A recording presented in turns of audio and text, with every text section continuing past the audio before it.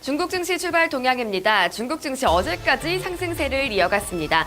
중국 정부가 새로운 경기 부양책을 내놓을 거라는 기대감이 계속해서 커지고 있고요. 또 춘절을 앞두고 소비가 더 확대될 수 있다. 이런 기대감도 일부 종목에 영향을 끼치고 있습니다.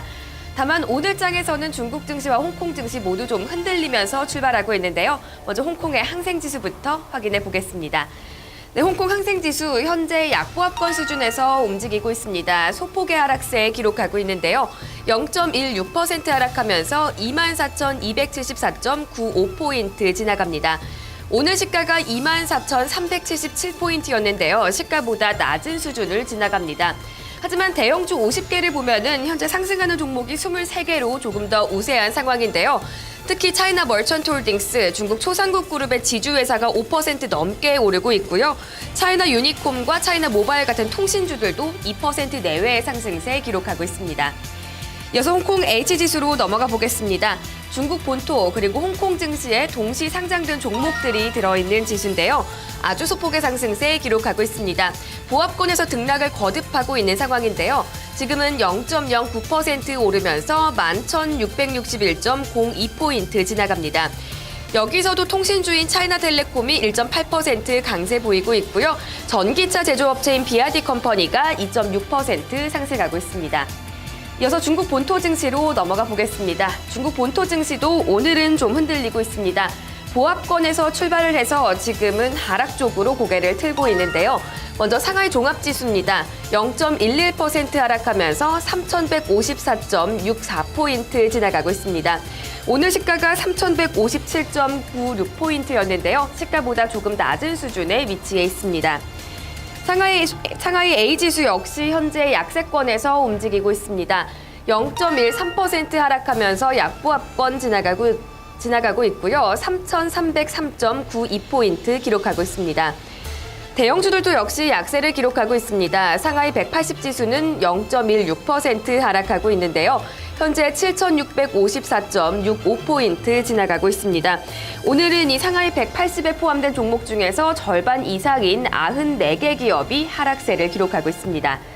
중형주 중심의 상하이 380지수는 홀로 상승세 기록하고 있습니다. 현재 0.14% 오르고 있고요. 4,983.27포인트 지나갑니다. 이어서 중국 관련 주요 외신 소식도 체크를 해보겠습니다.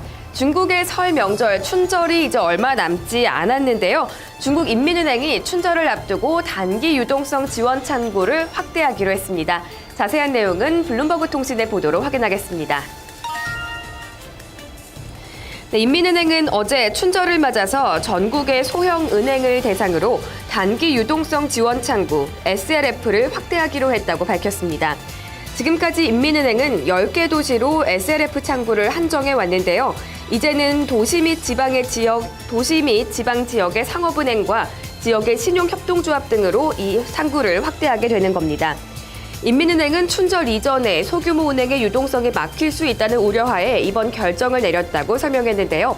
작년에도 설을 앞두고 단기 유동성 공급을 확대한 바 있습니다. 단기 유동성 지원 창구 SLF는 미 연방준비제도의 대출 창구나 유럽중앙은행의 한계 대출 창구처럼 중앙은행이 시중은행을 대상으로 단기 자금을 공급하는 방식입니다. 지난 2013년 처음으로 도입된 방식이고요. 지난해 초에는 SLF를 베이징과 선전 등 10개 지역으로 확대했습니다. 작년 1분기 단기 유동성 지원 규모는 모두 3,400억 위안, 545억 달러였는데요. 당시 은행들은 지원받은 금액을 분기 말까지 모두 상환했었고요. 이후 2분기에서 4분기까지는 단기 유동성 지원이 이루어지지 않았습니다. 다음으로 기업 소식도 살펴보겠습니다. 중국의 구글이라고 불리는 바이두가 오늘 새벽 실적을 발표했습니다. 기대에 미치지 못하는 4분기 매출액을 발표하면서 뉴욕 증시에 상장된 바이두의 주가는 시간외 거래에서 급락하기도 했습니다. 자세한 내용을 로이터 통신의 보도로 보겠습니다. 바이두의 지난해 4분기 매출액은 140억 5천만 위안, 22억 6천만 달러였는데요. 전년 동기 대비 47.5%나 성장했습니다. 하지만 기대치 141억 2천만 위안에는 미치지 못했는데요.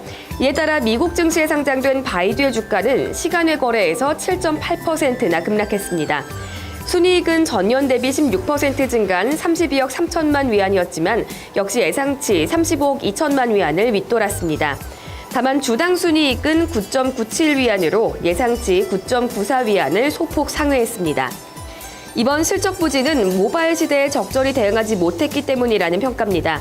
모바일 사업의 매출 비중은 3분기 36%에서 4분기 42%로 늘었지만 수익성이 나는 모델이 많지 않았다는 지적입니다. 지난해 12월에는 처음으로 모바일 부문의 매출이 PC 부문의 매출을 넘어서기도 했습니다. 이와 함께 모바일 쇼핑 분야와 우버 택시 서비스 등의 대규모 투자를 단행한 점도 수익성 악화의 원인으로 지목됐습니다. 바이두는 올 1분기에는 126억 5천만에서 130억 7천만 위안 정도의 매출을 예상했는데요.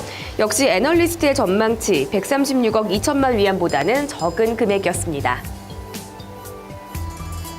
중국 관련 뉴스도 살펴봤는데요. 지금까지 중국 증시 출발 동향 확인해봤습니다.